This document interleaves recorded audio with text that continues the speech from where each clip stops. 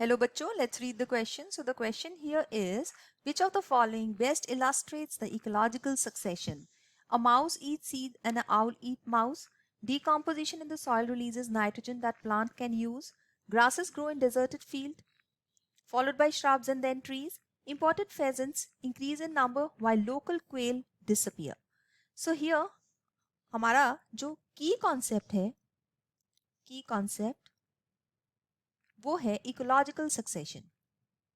तो हम एक एक करके सारे ऑप्शंस को देखेंगे कि इकोलॉजिकल सक्सेशन के बारे में किस ऑप्शन के अंदर जो है डिपिक्ट किया गया है।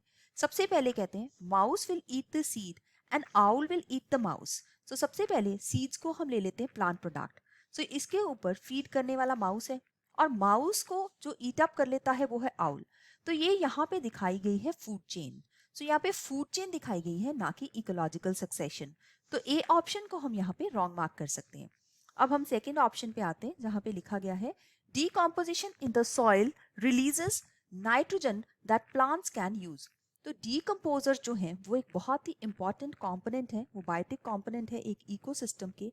और जनरली जो डीकम्पोजर्स होते हैं ये होते हैं बैक्टीरिया एंड फंजाई।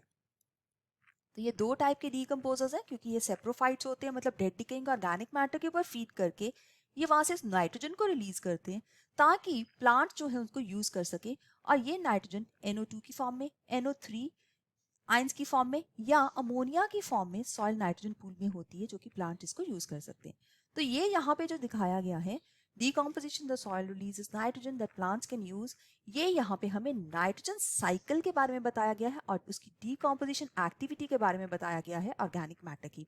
तो ये इकोलॉजिकल सक्सेशन से कनेक्टेड नहीं है। अब इस ऑप्शन को भी इसलिए हम लोग रॉन्ग जो है वो मार्क कर सकते हैं। Then let's talk about the option number C, grasses grow in deserted field followed by shrubs and then trees. अब यहाँ पे हम इकोलॉजिकल सक्सेशन की बात करते हैं। ये एक तरह की नेचुरल डेवलपमेंट होती है, natural development of a series of biotic community. मतलब एक के बाद एक कम्युनिटी जो है वो आती है, जिससे सबसे पहली जो कम्युनिटी आती है उसको हम पायनियर कम्युनिटी बोलते हैं। और उसके बाद बहुत सारी सीरियल स्टेजेस आती हैं, मतलब इंटरमीडिएट स्टेजेस आती हैं, followed by a stable community which is called as a climax community.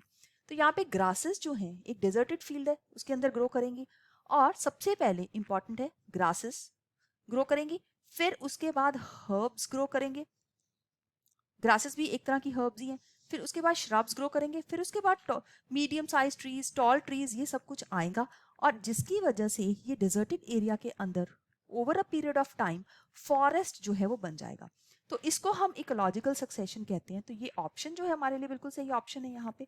जबकि फोर्थ ऑप्शन में बताया गया है important pheasants increase in number while local quails will disappear। अगर हम pheasants जो हैं वो इंपोर्ट करते हैं और एक लोकल इकोसिस्टम के अंदर इंट्रोड्यूस करते हैं तो वहाँ की जो लोकल कम्युनिटी है, मतलब लोकल क्वेल्स है, वो डिसअपियर हो जाएंगी क्योंकि वो जो फिजेंट्स है उनका कोई भी नेचुरल कॉम्पिटिटर नहीं है। तो इसको हम एलियन स्पीशीज इन्वेजन कहते हैं। सो ये ऑप्शन भी इकोलॉजिकल सक्सेशन नहीं है, तो इसको भी हम रॉन्ग मार्क कर सकते हैं। So I hope you have understood it well, that C is the right answer for this question. All the best, thank you.